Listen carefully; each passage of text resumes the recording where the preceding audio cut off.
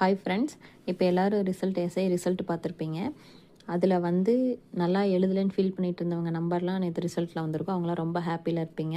ஆனால் நல்லா உண்மையானவே நல்லா எழுதினவங்களோட நம்பர்லாம் வந்திருக்காது. அவங்களாம் ரொம்ப கஷ்டப்பட்டுட்ருப்பீங்க. இப்போ வந்து ரிசல்ட்டையே வந்து எடுத்துட்டாங்க.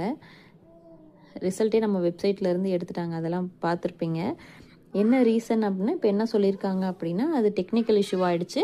இதோட முடிவுகள் வந்து சீக்கிரமாக விரைவில் அறிவிக்கப்படும் அப்படின்னு சொல்லியிருப்பாங்க.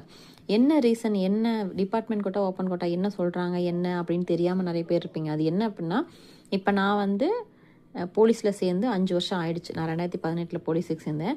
2018 சேர்ந்து எனக்கு 5 வருஷம் கம்ப்ளீட் ஆயிடுச்சு அப்படின்னா நான் டிபார்ட்மெண்ட் கோட்டாவில் நான் எழுதலாம். என்னென்னா ஃபஸ்ட்டு எப்படி இருந்துச்சுன்னா, open quota plus department quota தனித்தனியாக இருந்துச்சு. டிபார்ட்மெண்ட் கோட்டா எழுதுறவங்க ஃபிசிக்கல் கிடையாது, அவங்க டைரெக்டாக இன்டர்வியூக்கு போகலாம், அடுத்தடுத்த ஸ்டேஜுக்கு போகலாம். அதே மாதிரி ஓப்பன் கோட்டாவில் வர்றவங்க உங்களுக்கு தெரியும் அது என்ன ப்ராசஸ்னு, அந்த ப்ராசஸில் வருவாங்க. இப்போ வந்து டிபார்ட்மெண்ட் கோட்டாவில் மார்க் எடுத்தவங்க ஃபைனலில் வந்து இப்போ 60 மார்க்குன்னு வச்சுக்கோங்க.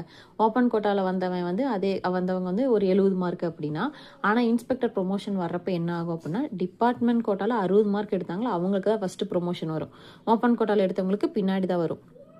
அந்த ஒரு இஷ்யூ இருந்தங்காட்டி கேஸ் போட்டு தான் இப்போ ஓப்பன் கோட்டாக்கும் டிபார்ட்மெண்ட் கோட்டாக்கும் ஒரே எக்ஸாமு, எல்லாரும் ஃபிசிக்கல் அட்டன் பண்ணணும், எல்லாத்துக்கும் இன்டர்வியூ இருக்குன்னு சொல்லிட்டு ஒரு இதை கொண்டு வந்தாங்க. சுப்ரீம் கோர்ட் ஆர்டர் வந்துச்சு.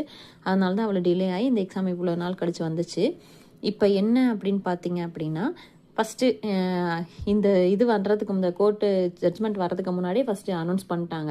அதனால அப்போயே வந்து ஒரு சிலர் நான்லாம் வந்து open quota plus department quota apply பண்ணிட்டேன். ஆனால் ஒரு சிலர் வந்து ஓப்பன் கோட்டாக்கு மட்டும்தான் அப்ளை பண்ணியிருந்தாங்க. அவங்கெல்லாம் வந்து மறுபடியும் எடிட்டிங் ஆப்ஷன் கொடுத்துருந்தாங்க.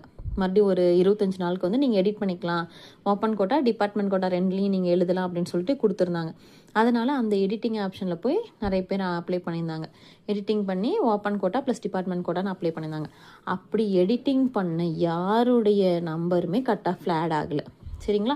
அதனால தான் இவ்வளோ பெரிய இஷ்யூ ஆகிடுச்சு. அதுவும் இல்லாமல் டிபார்ட்மெண்ட் கோட்டா மட்டும் அப்ளை பண்ணியிருப்பாங்கள்ல, அவங்களோட நம்பர் எல்லாமே ஓப்பன் கோட்டாவில் சேவ் ஆகிடுச்சு. ஓப்பன் கோட்டா கட் ஆஃப்க்கு போயிடுச்சு. அப்போ டிபார்ட்மெண்ட் கோட்டா 1200 பேர் எடுக்கணும். அதுக்கு இங்கே ஆள் இல்லாதப்போ என்ன பண்ணிட்டாங்க, கம்மியான மார்க் எடுத்தவங்க எல்லாருமே மேலே வந்துட்டாங்க. இப்போ இவங்கெல்லாம் கேஸ் போட்டு இது பண்ணுறாங்க அப்படின்னு பார்த்தா, இப்போ நல்ல மார்க் எடுத்தவங்க நம்பர் எதுவுமே வரல. அதனால் இப்போ மறுபடியும் செக் பண்ணி ஃபில்ட்ரு பண்ணி பார்த்தா அதில் நிறைய பேர் வந்திருக்காங்க. இப்போ ரிசல்ட் வரப்போ என்ன ஆகும் அப்படின்னா, கண்டிப்பாக கம்மியாக மார்க் எடுத்தவங்க எல்லாத்துடைய நம்பரும் கண்டிப்பாக கீழே போகும். இப்போ கம்மியாக மார்க் எடுத்தவங்க யார் நம்பரும் கட் ஆஃபில் கண்டிப்பாக வர்றதுக்கு வாய்ப்புகள் இல்லை. வெயிட் பண்ணி பார்ப்போம். நாளைக்கு இல்லைன்னா மண்டேக்குள்ளே வந்துரும்னு எதிர்பார்க்குறோம். வெயிட் பண்ணி பார்க்கலாம்.